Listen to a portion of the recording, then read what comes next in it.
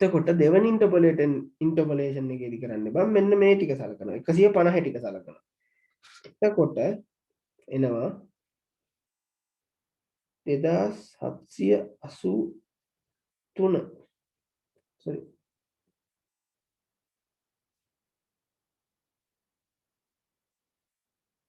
2783 ඍණ 2780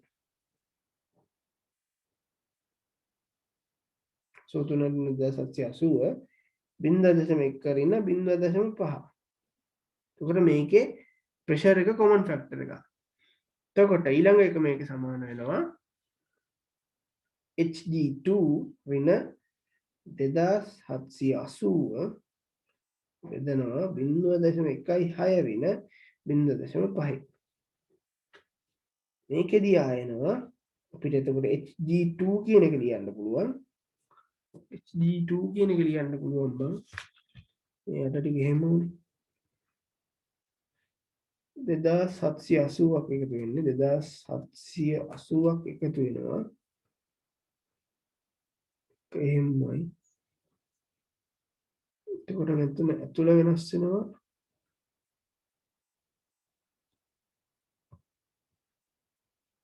2783 ඍණ 2780. එතකොට එනවා 2782 දශම. එතකොට මෙතන එනවා 2782.55 කියලා. හරිද? දැන්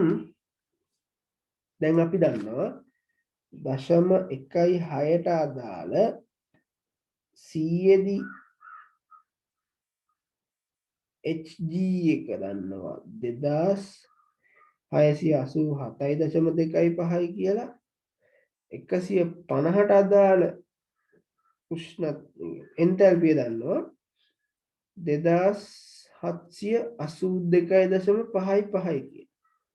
දැන් අපිට හොයන්න ඕනි 93.7 ඩිග්‍රී එකට Hg. මේක නේද මම අපිට හොයන්න තියෙන්නේ එතකොට. ඔව් සාජන්. එතකොට මේක මේ දෙක ඉන්ටර්පොලේට් කරලා ආයෙ මේක ඉන්ටර්පොලේට් කරලා උෂ්ණත්වය තමයි දැන් කොමන් ෆැක්ටර් එකකින් අර බෙදෙන ෆැක්ටර් එකකින් ගන්න නේ. ඔව්. හරි. පැහැදිලි නේද මේ ගාන පේනවනේ අවුලක් නැහැ නේ. හරිද? එතකොට මෙතන තියෙන්නේ 2782.55 minus 2687.25. මේක මේ වෙනවා. එතකොට 150 ඍණ 100ට සමාන වෙනවා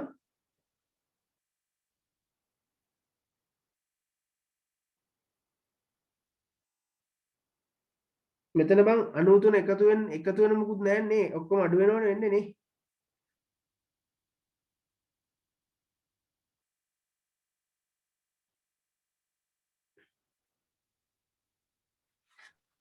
Hg ඍණ 2782.5 ගත්තොත් 97.93.7 ඍණ 150. ඍණ 150 නේ. හරි.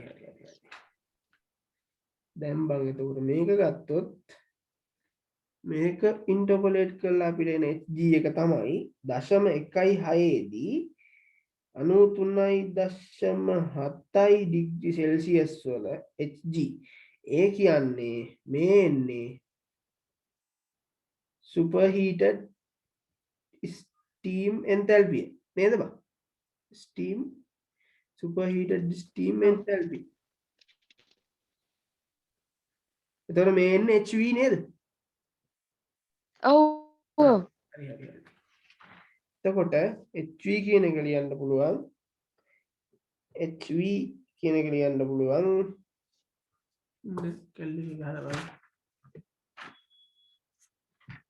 HV කියන එක ගන්න පුළුවන් වෙනකොට බං.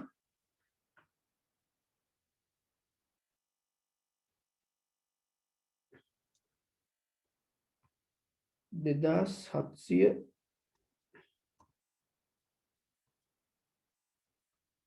2782.55 ඍණ 2687.25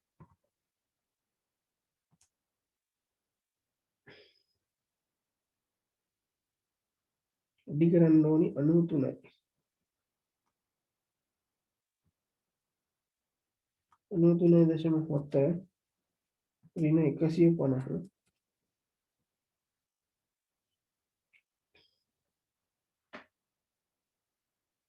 බෙදන්න ඕනි 50යි මේක එකතු කරනවා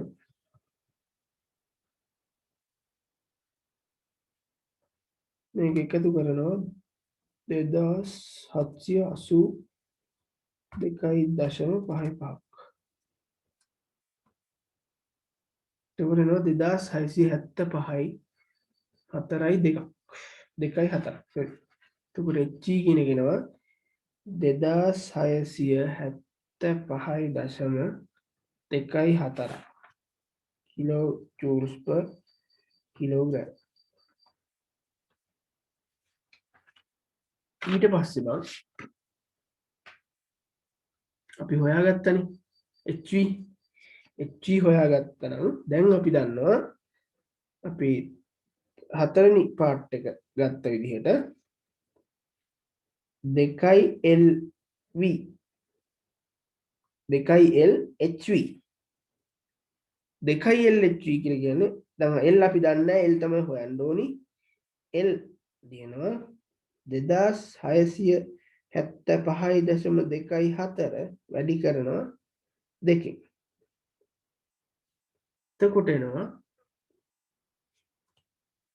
මේක වැඩි කරනවා දෙකෙන් 5350යි L වාරයක් 5350.4.8ක් වැඩි කිරීම 10.3යි ජූල්ස් per kilogram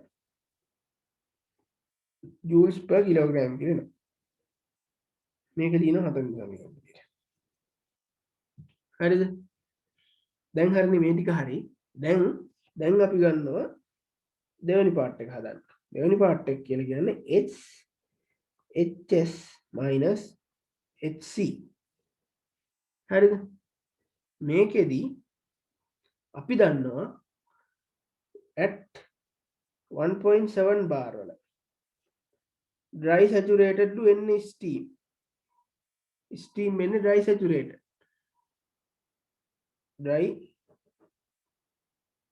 dry saturated steam මෙන්න dry saturated විදියට හරිද ඊට පස්සේ අපිට එන්න පුළුවන් steam එනවා steam in එතකොට මේක යන්නේ boiling point එකෙන් කියලා කියනවා ඒ කියන්නේ condensate එකෙන් පිට වෙන්නේ boiling point එකෙන් boiling point එකෙන් පිට වෙනවා කියලා කියන්නේ බං ඒ pressure එකෙන් 17 bar වලදීම saturated liquid විදිහට තමයි යන්නේ liquid විදිහට තමයි යන්නේ හරිද එතකොට ඒ pressure එකේම saturated liquid විදිහට තමයි යන්නේ එතකොට ඒක තමයි condensate out කියලා ගන්න. එතකොට අපි හොයාගත්තා නම් at 1.7 bar වල Hg වලින් 1.7 bar වල Hg වලින් එනවා HS value එක at 1.7 bar වල HF value එකෙන් එනවා HC value එක. හරිද? දැන් අපි steam table එක ගැන ආයෙ ගත්තොත් බං.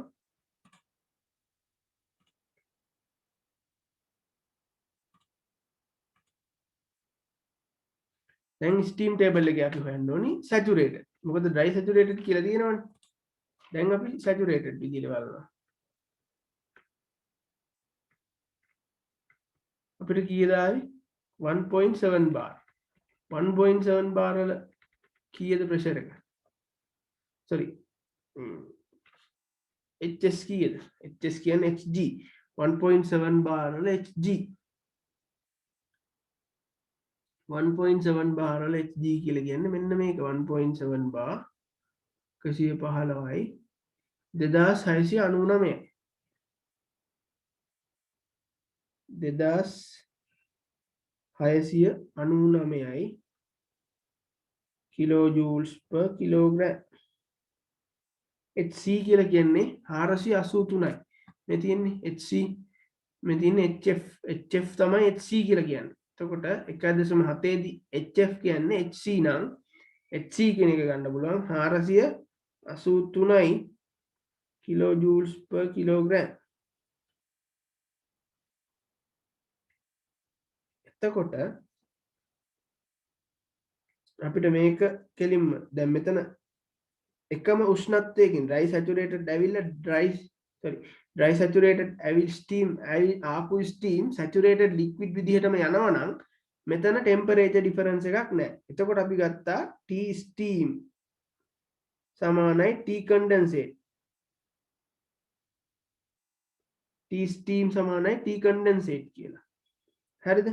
එතකොට මේක අපි පොඩ්ඩක් පැත්තකින් තිබ්බොත් දැන් එතකොට T condensate එක සමානයි 115.2 ඩිග්‍රී සෙල්සියස් කියලා ගන්න පුළුවන්. මෙන්න මේ ස්ටීම් වල ටෙම්පරේචර් එක 115.2 කියලා ගන්න පුළුවන්. එතකොට අපි මේක උඩේකට ආදේශ කරොත් S සමානයි 2699 ඍණ 483 kilojoules per kilogram. මෙතන අපි S දන්නෙත් නැහැ. අපි L දන්නෙත් නැහැ. නමුත් අපි දන්නවා S හොයන විදිහ. S හොයන්න නම් S හොයන්න නම් බං මෙතන අපි S දන්නේ නැහැනේ. නමුත් අපිට S හොයන්න පුළුවන් විදිහක් තියෙනවා. S හොයන්නේ කොහොමද? මෙන්න මේ S HS HC කියන එක සමාන වෙනවා Q ට. අන්න මේ Q ට සමානයි නම් Q කියන එක අපි දන්නවා UA delta T කියලා. හරිද? UA delta T කියලා දන්නවා. මෙන්න මේ Q කියන එක අපි දන්නවා UA delta T කියලා. දැන් S කියන එක ලියන්න පුළුවන් අපිට HS HC සමානයි UA T condensate minus T solution. දැන් මෙතන මම අනිවාර්යෙන් කිව්වා T condensate එකම දැන් මෙතනදී T steam එක සමානයි. නමුත් T steam එකයි T condensate එකයි අසමාන වෙන අවස්ථාවක් සලකන්න වුණොත් ඒක නිසා තමයි අපි මේ delta T වලට T condensate කියන එක යොදාගන්නේ. මම ඊයේත් කිව්වා මේ T condensate කියන එක යොදාගන්නේ මෙන්න මේ steam එකයි මේකයි සමාන වෙන හින්දා. සමාන නොවෙනවා නම් ඒක වෙනස් වෙන අවස්ථා දෙනවා. එහෙම ගානක් ඉස්සරහට හම්බෙයි මං හිතන්නේ. ඊට පස්සේ මේකෙදි ගන්නවා T solution එක. T solution එක අපි ඉස්සෙල්ලා හොයාගත්තා නේද? 93.7යි කියලා. එතකොට අපි ලියනවා S HS කියලා කියන්නේ 2699යි ඍණ 483යි සමාන වෙනවා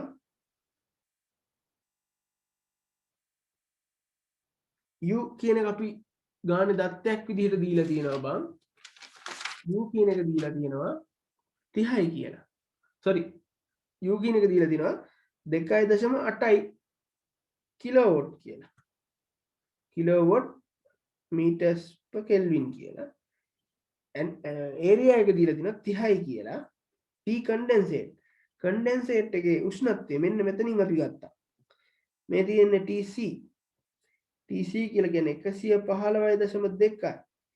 ඍණ T solution කියන්නේ 93.7යි.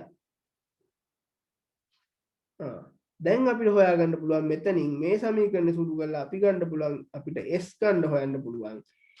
S හෙව්වා කියලා කියන්නේ බං මෙන්න මේ ලොකු සමීකරණය කියන්නේ මෙන්න මේ සමීකරණයට දාලා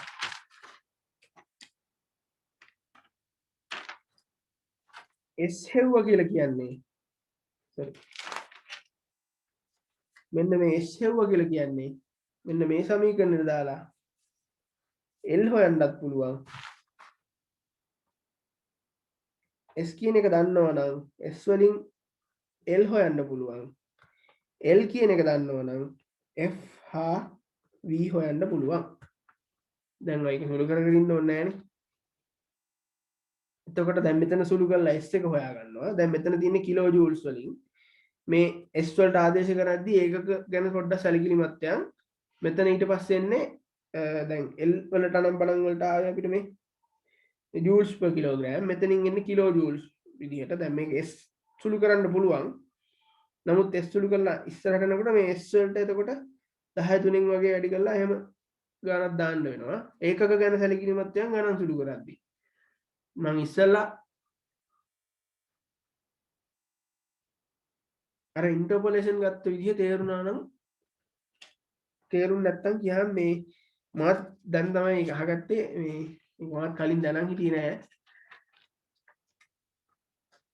ඉන්ටර්පොලේට් කරන විදිහ තේරුම් නැත්තම් පොඩ්ඩක් අහපන් මම කියන්න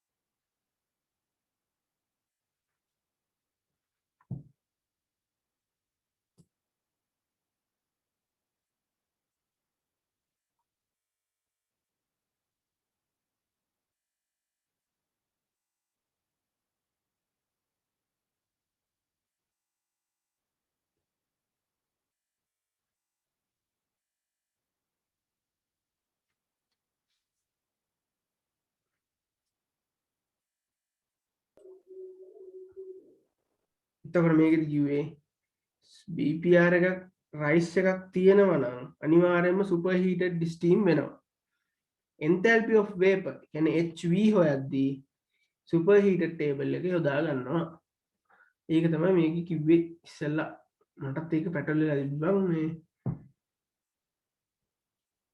දැන් අපි ගමු බං හතරවෙනි ගාන හතරවෙනි ගාන ගත්තොත්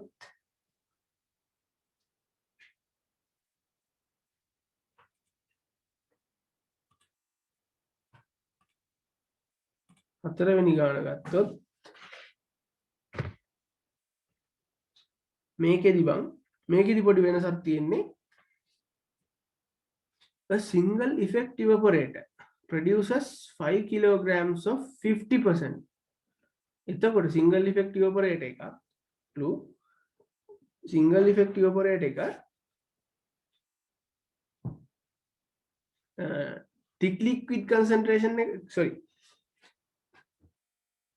L evaporator produces 5 kilograms per second of 50% of from the feed of 20%. ඒ කියන්නේ L කියන්නේ 50% එකනේ 5යි කියලා දීලා තියෙන්නේ. මෙන්න මේ 50% එක තමයි 5යි කියලා දීලා තියෙන්නේ. එතකොට concentration එක වැඩිනේ. 50 දී concentration එක වැඩි 20 concentration එක වඩා. එතකොට මේ 20 කියලා කියන්නේ feed එකේ XF එතකොට මේ තියෙන 20 කියලා දීලා තියෙන්නේ. මේ 20 කියලා දීලා තියෙන්නේ XF. එතකොට මේ 50 කියලා දීලා තින්නේ XL මේ 5යි කියලා දීලා තින්නේ එතකොට L එතකොට මේ 5යි කියලා දීලා තින්නේ thick liquid එකේ flow rate එක. එතකොට no it supplied at 35 degrees Celsius. එතකොට මේ feed එක එන්නේ 35 Dilu. The pressure in the evaporator vapor space is maintained at 0.1 bar and dry saturated steam is available at 10 bar.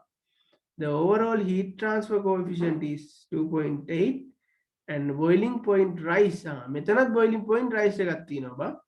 Boiling point rise is calculate 37 calculate the feed rate steam consumption and heat transfer area.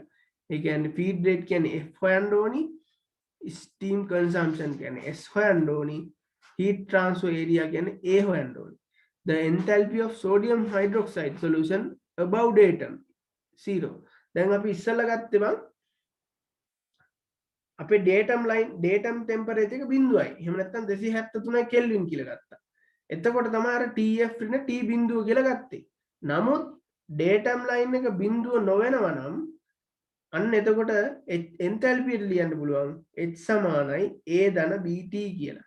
where T is in temperature in degree Celsius. දැන් මේක ගාන පොඩ්ඩක් ඉස්සලා ඇඳගමුකෝ. මොනවද දත්ත ටික mark කරගමු ඉස්සලාම. ඉස්සලාම දත්ත ටික මාක් කරගත්තොත් බං අපිට ඔපරේටින් ප්‍රෙෂර් එක දීලා දෙනවා 0.1 බාර් කියලා. මේක වේපර්. මේක කන්ඩෙන්සර් එක. මේක ලික්විඩ් එක. මේක ස්ටීම් එක. මේක ෆීඩ් එක. හරිද? දැන් අපිට එතකොට දීලා තියෙනවා මේක. මේ විදිහට දීලා තියෙනවා. එතකොට අපි දන්නවා දැන් 5 producers කියන්නේ L සමානයි 5යි kg. එතකොට XL සමානයි 50%. හරිද? XL සමානයි 50%. ෆීඩ් එකට આવොත් ෆීඩ් එකේ XF සමානයි 20%. හරිද? XF සමානයි 20%. TF උත් දීලා තියෙනවා. ඒ කියන්නේ ෆීඩ් ටෙම්පරේචර් එක. ෆීඩ් ටෙම්පරේචර් එක 35 ඩිග්‍රී සෙල්සියස් කියලා දීලා තියෙනවා. එතකොට ඔපරේටින් ප්‍රෙෂර් එක 1.1 බාර් කියලා දීලා තියෙනවා. 1.20යි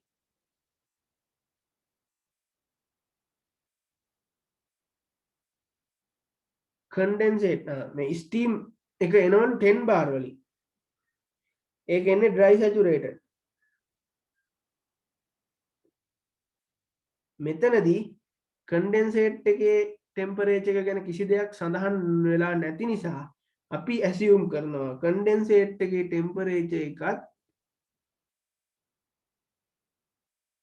ස්ටීම් ටෙම්පරේචර් එකට සමානයි කියලා. එතකොට මේක යන්නේ saturated liquid විදිහට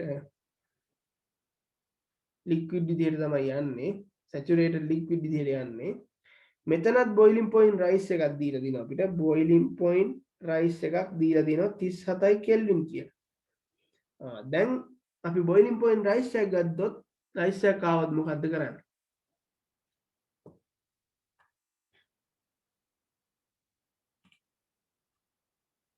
boiling point rise එකක් ආවොත් මොකද කරන්නේ? boiling point rise එකක් ආවොත් අනිවාර්යයෙන්ම මෙන්න මේ අපි vapor steam කියලා කියන්නේ superheated heated steam.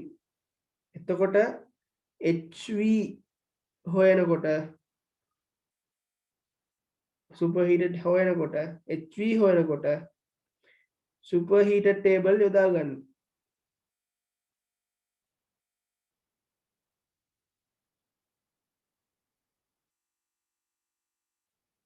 හරිද?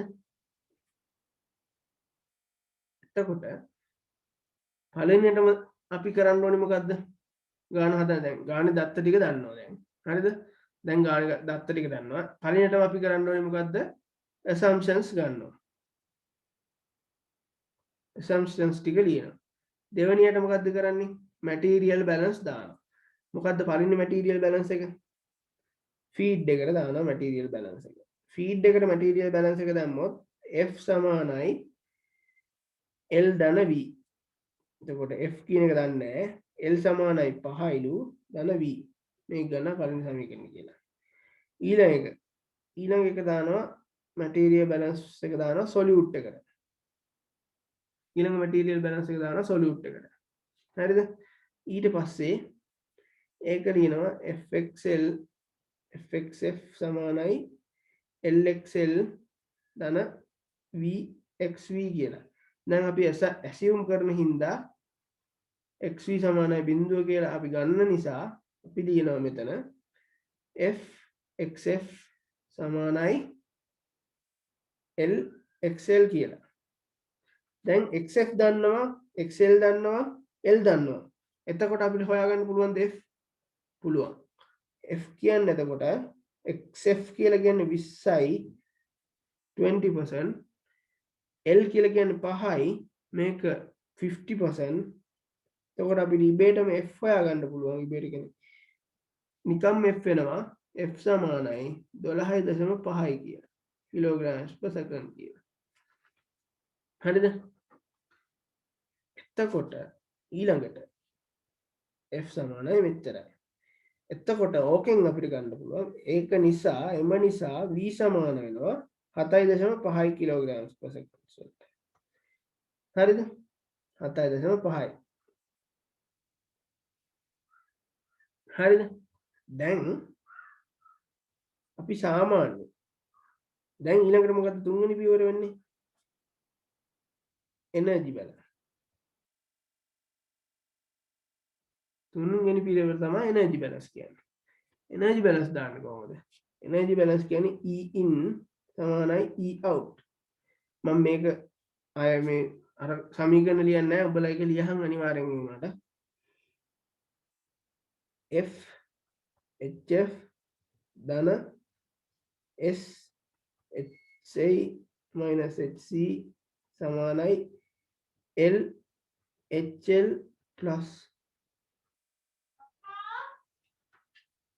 පොඩ්ඩයි හිටමුද?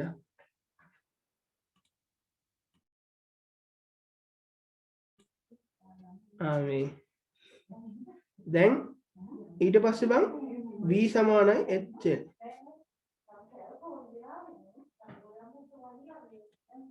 ඊට පස්සේ බං ගන්නවා දැන් අපි F දන්නවා L දන්නවා V දන්නවා. දැන් අපි HF සහ HL හොයාගන්න විදිය බලමු. හරිද? HF හොයාගන්න නම් දැන් අපි ඉස්සෙල්ලා දන්නවා ඉස්සෙල්ලා කිව්වා අපි අර CPDT දාලා තමයි ඔය HF හොයාගන්නේ CPDT දාලා. එහෙම CPDT දාන්නේ datum එක 0 න. එහෙම 0 එක දාන්නේ datum එක 0. දැන් මෙතන අපි කියනවා 0 නැමෙයිලු datum එක. 0 නොවන datum වලට HF කියන එක අපිට ලියලා ඒ කියන්නේ ලියා ගන්න පුළුවන් සමීකරණයක් දීලා තියෙනවා. HF සමානයි A ධන BT කියලා. AB කියන්නේ නියත දෙකක්, T කියලා කියන්නේ බං එතකොට උෂ්ණත්වය තියෙන සෙල්සියස් ඩිග්‍රී සෙල්සියස් වලින්. එතකොට F කියන එක ගන්නවා. HF කියන එක මේ තියෙන්නේ මෙන්න මේ විදිහට තමයි ඒක දීලා තියෙන්නේ. මේ තියෙන්නේ දැන් සෝඩියම් හයිඩ්‍රොක්සයිඩ් කියන්නේ ෆීඩ් එක. ෆීඩ් එක කියන්නේ HF. HF හොයන්න නම් සෝඩියම් හයිඩ්‍රොක්සයිඩ් වල A දීලා තියෙනවා -20යි කියලා. මේක වෙනවනේ -20යි කියලා. ධන සෝඩියම් හයිඩ්‍රොක්සයිඩ් 120 සෝඩියම් හයිඩ්‍රොක්සයිඩ් කියන්නේ ෆීඩ් සොලියුෂන් එකේ B දීලා තියෙනවා 3.8යි කියලා. 3.8යි කියලා. දැන් අපි මෙතන T දන්නවා. එතකොට T අපිට දීලා තියෙනවා ගානේ 35 ඩිග්‍රී සෙල්සියස් කියලා. එතකොට T ලියන්න පුළුවන් 35යි කියලා. එතකොට HF සමාන වෙනවා HF සමාන වෙනවා කෙලින්ම